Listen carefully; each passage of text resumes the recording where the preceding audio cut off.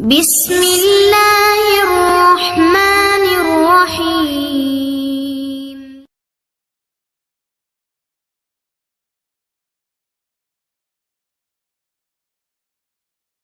الحمد لله رب العالمين والصلاة والسلام على رسوله الكريم نبينا محمد وعلى آله وأصحابه أجمعين وعلى من تبعه بإحسان إلى يوم الدين أما بعد.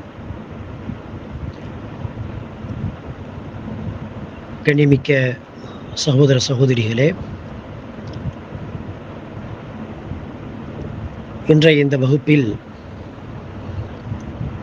ரமதானுடைய நோன்புகளுக்கு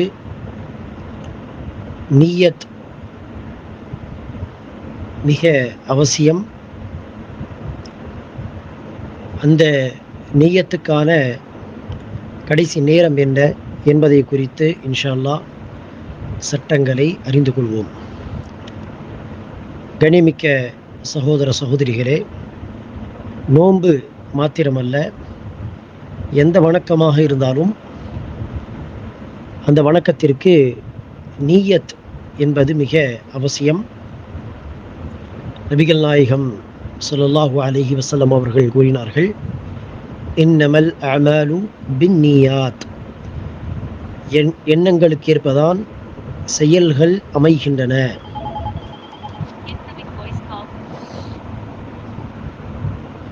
அதாவது எண்ணம், நம்முடைய நியத், அல்லாஹ்வுக்காக இந்த வணக்கத்தை செய்யலாம், இதை கொண்டு அல்லாஹ்வின் பொருத்தத்தை பெறலாம், இந்த அமலை கொண்டு சொர்க்கத்தை அடையலாம், அல்லாஹ்விடம் கூலியை பெறலாம் என்கிற இந்த எண்ணங்கள் இருந்தால், இந்த எண்ணங்களுக்கு உள்ள பெயர்தான் இஹ்லாஸ், உள்ள தூய்மை. இந்த எண்ணங்களோடு ஒரு வணக்கத்தை செய்தால் அந்த வணக்கம் அல்லாஹ்விடத்தில் ஏற்றுக்கொள்ளப்படும். சரி, அதே ஒரு வணக்கம், அது தொழுகையாக இருக்கட்டும், நோன்பாக இருக்கட்டும், சதகா கொடுப்பதாக இருக்கட்டும், அந்த அமலை செய்யும் பொழுது நம்முடைய எண்ணம் அல்லாஹ் பாதுகாக்க வேண்டும். இன்னார் என்னை பார்க்கட்டும், இன்னார் என்னை புகழட்டும், இந்த லாபம் கிடைக்கட்டும், அந்த உலக லாபம் கிடைக்கட்டும் என்கிற எண்ணங்கள் இருந்தால் இது இஹ்லாஸுக்கு முரணான விஷயங்கள், முகஸ்துதி அல்லது முகஸ்துதி அல்லாத மற்ற தவறான நோக்கங்கள். இந்த நோக்கங்களோடு, இந்த எண்ணங்களோடு ஒரு வணக்கத்தை நாம் செய்தால் அந்த வணக்கம் ஏற்றுக்கொள்ளப்படாது. எனவே எண்ணங்களை பொறுத்தே செயல்கள் அமையும்.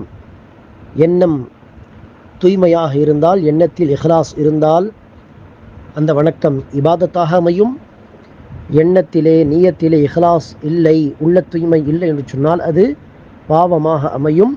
எனவே எண்ணங்களை பொறுத்தே செயல்கள் அமையும் என்கிற நபி மொழியை நாம் சரியாக புரிந்து கொள்ள வேண்டும். அந்த அடிப்படையில் முதலாவதாக நம்முடைய எண்ணங்கள் அல்லாஹ்வுக்காக இந்த வணக்கத்தை செய்ய வேண்டும் என்கிற நியத்தாக, எண்ணமாக இருக்க வேண்டும். இது முதலாவது விஷயம். சரி, இரண்டாவது, எந்த வணக்கத்தை செய்ய போகிறோமோ அந்த வணக்கத்தையும் நாம் என்ன செய்ய வேண்டும்? யோசிக்க வேண்டும், எண்ணத்தில் வர வேண்டும்.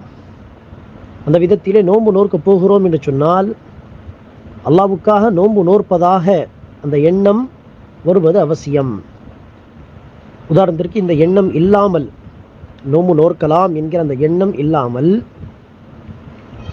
ஒருவர் காலை ஃபஜர் நேரத்தில் இருந்து மகரிப் தொழுகை நேரம் வரை உண்ணாமல் பருகாமல் இருக்கிறார். இதுக்கு சாப்பாடு கிடைக்கவில்லை, தண்ணீர் கிடைக்கவில்லை, உண்ணாமல் பருகாமல் இருக்கிறார். இது நோன்பாக கருதப்படுமா? ஒருபோதும் இல்லை. ஈவந்தோ அவர் உண்ணாமல் பருகாமல் தான் காலை ஃபஜர் நேரத்திலிருந்து மகரிப் வரை இருந்திருக்கிறார். ஒரு சொட்டு உள்ளே போகவில்லை, ஒரு வாய் சாப்பிடவில்லை, இருந்தாலும் அது நோன்பு கிடையாது. ஏன்? நோன்பு நோற்கலாம் என்கிற எண்ணத்தோடு அவர் இதை செய்யவில்லை என்கிற காரணத்தினால். எனவே எண்ணம் என்பது மிக அவசியம். நோன்புடைய நியத் பொறுத்தவரையில் பல பேர் நவைத்து ஸௌம லிகதின் என்றெல்லாம் சில வார்த்தைகளை ஒளிந்து நியத்து செய்வதாக சொல்வார்கள்.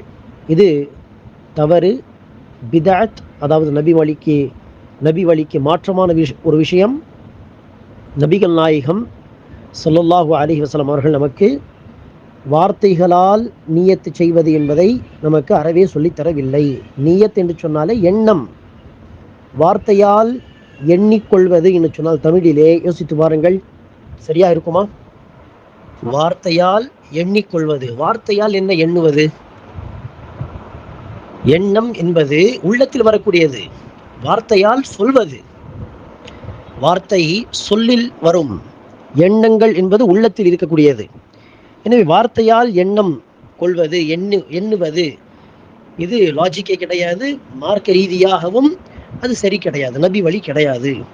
நபிகள் நாயகம் நமக்கு எந்த ஒரு வணக்கத்திலும் வார்த்தையால் நியத்து செய்யுங்கள் என்பதை சொல்லித் தரவில்லை. எனவே நவைத்து ஸௌமல் லிகதின் இதெல்லாம் ஹதீஸில் வந்த வார்த்தைகள் அல்ல.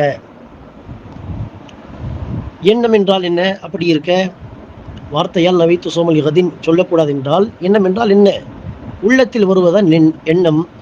எனவே இரவில் நீங்கள் அலாரம் வைக்கிறீர்கள் என்று சொன்னால் 4 மணி, 4:15, 3:30 என்று வைக்கிறீர்கள் என்று சொன்னால் எதற்கு? நோன்பு நோற்பதற்காக தானே. அதுதான் எண்ணம், அதுவே போதுமானது. அல்லது ஒருவர் தன் தாயிடம் சொல்கிறார், சஹருக்கு கடைசி 20 நிமிஷத்தில் என்னை எழுப்புங்கள், போதுமானது. எதற்காக சொல்கிறார்? நோன்பு நொறுப்பதற்காக தானே சொல்கிறார். அதுதான் எண்ணம். நோன்பு நொறுக்க வேண்டும் என்கிற எண்ணம் வந்துதானே தாயை அழைத்து சொல்கிறார் அல்லது அலாரம் வைக்கிறார். இதுதான் எண்ணம், இதுவே போதுமானது. எனவே தனியாக வார்த்தைகளால் சொல்வது நபி வழி அல்ல. சரி, இந்த நியத்தில் அன்பானவர்களே, கடமையான நோம்பிற்கும் நஃபில் உபரியாக நாம் வைக்கக்கூடிய நோம்பிற்கும் ஒரு வித்தியாசம் உண்டு. என்ன வித்தியாசம் என்று கேட்டால், நஃபில் நோன்பு பொறுத்தவரையில், நஃபிலான நோன்பு பொறுத்தவரையில் ஃபஜர் தொழுகை நேரம் வந்த பிறகும் சூரியன் நடு உச்சியை விட்டு சாய்வதற்கு முன்புள்ள நேரம் வரை நாம் எதையும் சாப்பிடாமல் தண்ணீர் குடிக்காமல் இருந்தால், டீ எல்லாம் குடிக்காமல் இருந்தால், ஃபஜர் நேரம் தொடங்கிய பிறகும் சூரியன் நடு உச்சியை விட்டு சாய்வதற்கு முன்பு வரை, உதாரணத்திற்கு 11 மணி வரை, 11:30 மணி வரை உதாரணத்திற்கு ஒருவர் சாப்பிடாமல் தண்ணீர் குடிக்காமல் இருக்கிறார் என்று சொன்னால், அடுத்துள்ள நேரத்தை என்ன செய்யலாம்? நோன்பாக கருதி அதை நோன்பாக மாற்றிக்கொள்ளலாம். மகரிப் வரை சாப்பிடாமல் தண்ணீர் குடிக்காமல் இருந்தபடியே அதை நோன்பாக மாற்றிக்கொள்ளலாம். உதாரணத்திற்கு நபிகள் நாயகம் ஸல்லல்லாஹு அலைஹி வஸல்லம் அவர்கள் வீட்டுக்கு வருவார்கள் ஃபஜருக்கு பிறகு. அதுவரை எதையும் சாப்பிடவில்லை ரசூல், எதையும் தண்ணீர் எதையும் குடிக்கவில்லை. வீட்டுக்கு வருவார்கள், வந்து சாப்பிடுவதற்கு ஏதாவது இருக்கிறதா என்று கேட்க, மனைவிமார்கள் வீட்டில் எதுவும் இல்லை என்று சொல்ல, நபி ஸல்லல்லாஹு அலைஹி வஸல்லம் அவர்கள் அப்படி என்றால் நான் நோன்பு வைத்துக் கொள்கிறேன் என்று சொல்வார்கள். இதை பாருங்கள், ஃபஜருக்கு முன்பு ரசூலுக்கு நோன்பு நோக்கலாம் என்கிற எண்ணம் இருந்திருக்கவில்லை. பிறகுதான் எண்ணம் கொள்கிறார்கள், நோன்பு வைக்கலாம் என்கிற ஒரு ஐடியா வருகிறது. இப்படி நஃபில் நோன்பில் செய்யலாம். ஆனால் என்ன, அறிஞர்கள் சொல்வார்கள், சூரியன் நடு உச்சியை விட்டு சாய்வதற்கு முன்புள்ள நேரம் வரை இப்படி செய்யலாம். உதாரணத்திற்கு ஒருவர் சாப்பிடுவதற்கு எதுவும் இல்லை, குடிப்பதற்கு தண்ணீர் இல்லை என்கிற காரணத்தினால் அப்படியே எதிர்பார்த்து கிடைக்கவில்லை. ஜொஹர் நேரமே வந்துவிட்டது, ஜொஹர் தொழுகை நேரம். அதற்கு பிறகு அதை நோன்பாக மாற்றிக்கொள்ளலாமா என்று கேட்டால் செய்யக்கூடாது. காரணம் என்ன? அல்லாஹ்வுக்காக நீங்கள் சாப்பிடாமல் தண்ணீர் குடிக்காமல் இருக்க விரும்புகிறீர்கள் என்று சொன்னால், குறைந்தது அந்த பகல் நேரம், நோம்புடைய நேரம் என்று இருக்கிறதே, அதில் பாதி அளவாவது நீங்கள் யதார்த்தமாக அப்படியே சாப்பிடாமல் தண்ணீர் குடிக்காமல் இருந்திருக்க, பாதி அளவு, சரி பாதி அளவாவது அல்லாஹ்வுக்காக நீங்கள் சாப்பிடாமல் குடிக்காமல் இருந்தால் தான் அது நோன்பு. ஆனால் இங்கு முக்கால்வாசி நேரம் போய்விட்டது. சுஹர் தொழுகை முடித்த பிறகுள்ள நேரம் பகலுடைய முக்கால்வாசி நேரம் போய்விட்டது. கால்வாசி நேரம் அல்லாஹ்வுக்காக சாப்பிடாமல் இருப்பது, தண்ணீர் குடிக்காமல் இருப்பது என்பது நோன்பு ஆகிவிடாது. குறைந்தது பாதி நேரம் இருக்க வேண்டும் என்கிற அடிப்படையில் தான் அறிஞர்கள் சூரியன் நடு உச்சியை விட்டு சாய்வதற்கு முன்புள்ள நேரம் வரை குறைந்ததாக நோன்பு நோற்பதாக நியத் கொள்ளலாம். இது எதில்? நஃபில் நோன்பு விஷயத்திலே.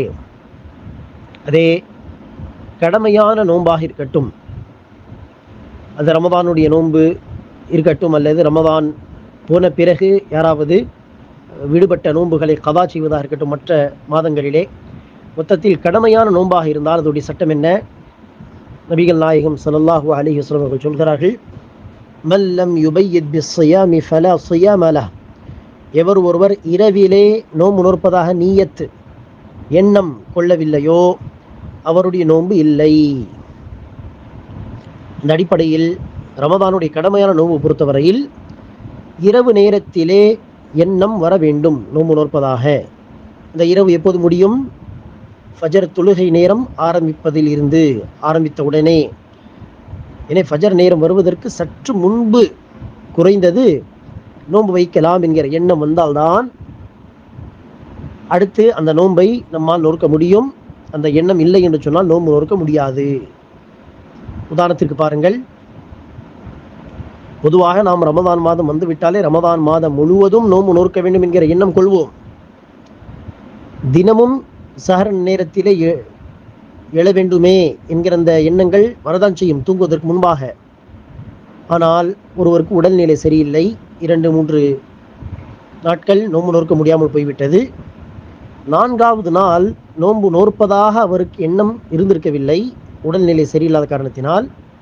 அதே நிலையில், எண்ணம் இல்லாத நிலையில் தூங்குகிறார். தூங்கி எழும் பொழுது அவருக்கு பெட்டர் ஃபீல் ஆகிறது, நோன்பு வைக்க முடியும் என்று அவர் உணர்கிறார் என்று சொன்னால், எப்போது நோன்பு நோக்கக்கூடிய வாய்ப்பு இருக்கிறது என்று சொன்னால், குறைந்தது அவ்வாறு எழுந்தவர் ஃபஜர் தொழுகை நேரம் வருவதற்கு முன்பாக, அந்த சஹருடைய நேரத்தில் குறைந்தவர்கள் எழுந்து நோன்பு நோக்கலாமே என்று யோசித்தால்தான் அவரால் அன்று நோன்பு நோக்க முடியும். மற்றபடி தூங்கும் பொழுது நோன்பு நோக்கலாம் என்கிற எண்ணம் இல்லாமல் தூங்குகிறார், உடல்நிலை சரியில்லாத காரணத்தினால். ஃபஜர் தொழுகை நேரம் வந்துவிட்டது, அதான் சொல்லப்பட்டது, சரியா? உதாரணத்திற்கு 5:30 மணி அளவில் அவருக்கு முழிப்பு வருகிறது.